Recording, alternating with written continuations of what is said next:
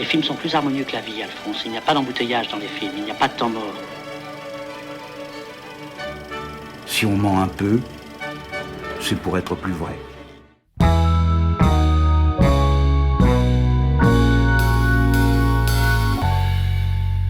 J'ai connu Fernando Ligny dès 1974.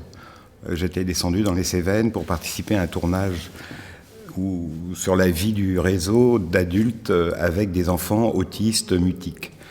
Et puis, il y a 5 ans, je suis allé à une exposition à Paris et des cartes des réseaux d'air étaient montrées. Et j'ai retrouvé Jacques et Gisèle, qui vivent encore dans les Cévennes avec maintenant des adultes autistes.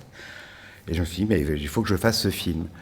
Il y a une ligne continue où toujours avec des jeunes considérés comme fous et enfermés et dangereux, des jeunes délinquants, des jeunes psychotiques, des enfants autistes, il essaye de montrer qu'il y a une vie possible en dehors de l'enfermement, et que la question qui est posée n'est pas de dire il faut qu'ils deviennent comme nous, mais la question qu'on doit se poser, c'est qu'est-ce que nous pouvons faire pour qu'eux nous voient et pour qu'ils aient envie de vivre avec nous.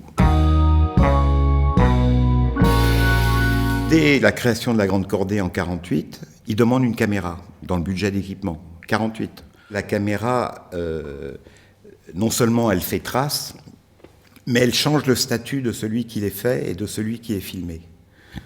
C'est-à-dire, il dit aux adolescents, c'est des délinquants, on n'a rien à faire d'eux, tout d'un coup, voilà, ils existent. Nous, on fait la soupe, on a l'intention, on sait qu'on fait la soupe. Les autistes, quand ils épluchent les légumes, ils ne font pas de la soupe. Il n'y a pas de finalité, il n'y a pas de but. Et pourtant, il y a le geste, effectivement. Qu'est-ce qui est humain quand on n'a pas le langage ? Est-ce qu'on est des humains ou on n'est pas des humains ? Si on est des humains, alors c'est que l'espèce humaine ne se définit pas par le langage. Elle se définit par autre chose. Et peut-être qu'elle se définit par l'image que nous partageons aussi avec les autres animaux.